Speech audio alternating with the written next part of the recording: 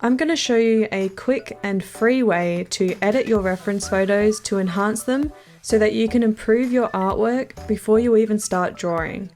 I'm Kirsty Rebecca and I make drawing and painting tutorials that are easy to follow so that you can create realistic and professional artwork even if you're just starting out. If you draw straight from a reference photo without changing things like the color, saturation, and values, sometimes it can look a little bit dull or boring, and that can translate into your artwork.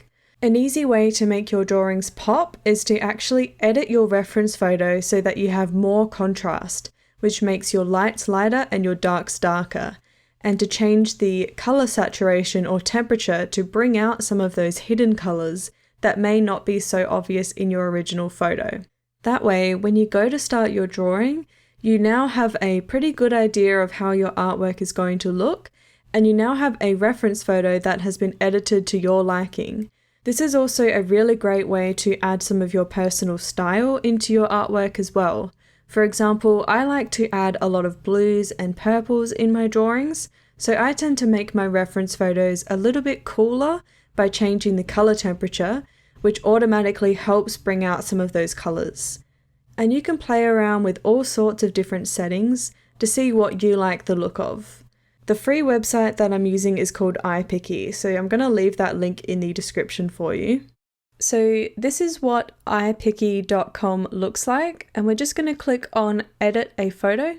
Then we're just going to come up to the top and click Open, and then find the photo that you're after on your computer. So this is just a random photo that I've chosen. I'm just going to show you how I crop it. So if you come over to the left-hand side here where it says Crop Picture, and then where it says No Constraints, you can choose the size that you want to go for. So here they've got a lot of preset sizes, which are the main sort of sizes, or you can type in the size that you want where it says actual size there. And that automatically made it portrait, and I want it landscape, so I'm just going to click this little rotate button next to the size there.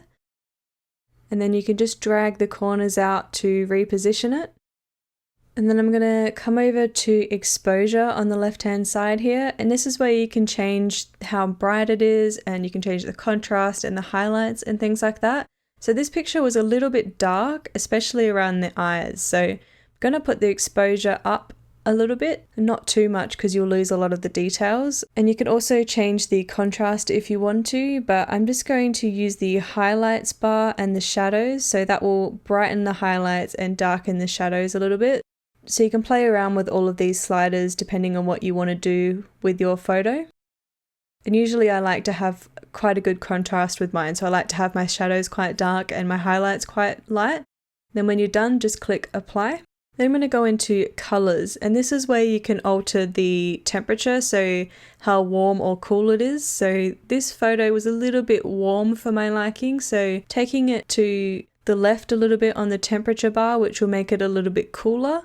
And then I'm going to up the saturation a little bit, so I'm just going to make the colors a bit more bright and vibrant, and then click Apply. And then that's just the basic editing that I do with a lot of my photos. All of these tips are useful if your reference photo is decent to start with, but if you start out with a photo that really isn't great, no amount of editing is going to fix that. But how do you know what actually makes a good reference photo? This tutorial in the top corner will help you pick out the perfect reference photo. So click on that and I'll see you over there.